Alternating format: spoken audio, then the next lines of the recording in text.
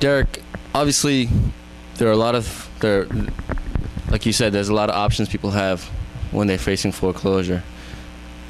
Why do you think it is, people wait so long, or people just don't do anything when they're under a situation like foreclosure and facing to be foreclosed on their house? Why do you think they wait so long?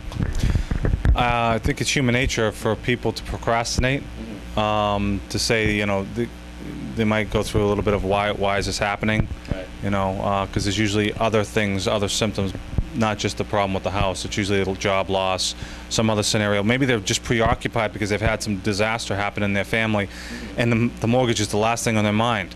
Right. So these are all reasons why they just can't deal with that, because they have other things, usually other crises that they're dealing with.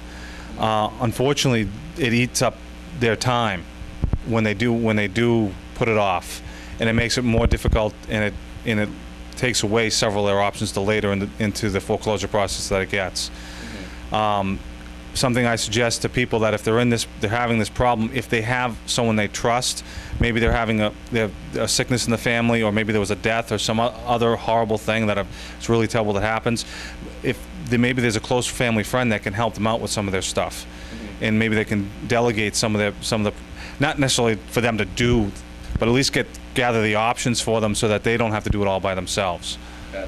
So definitely relying on professionals who are in the real estate industry would help them a lot. Absolutely. If they can go to a real estate agent, they can go to there are various people out there that can kind of point them in the right direction.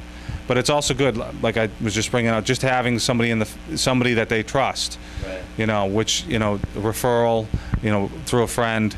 So it's usually a good way to go.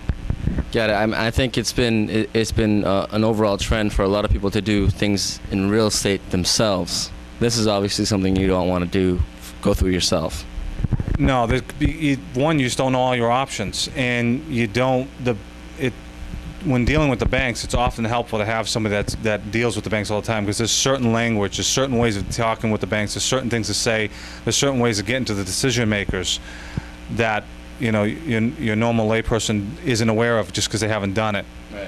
And the more that you do this, and actually the people that are professionals at this, that are dealing with the banks, they have contacts. Right. They know the people. There are people there that they want to talk to, and there are people there that they don't want to talk to, and they know how to get to those people easier. Right. And so it helps when you use people that are in the industry. So you got to find those, and that can be in itself can be a little bit of a chore to find. And you do this every day. They still have their own lives to deal with, and kids and family, and like you said, for whatever reason they're going through this whole process, they still have to deal with that. So definitely talk to Derek if you have any questions. Thanks a lot. Thank you.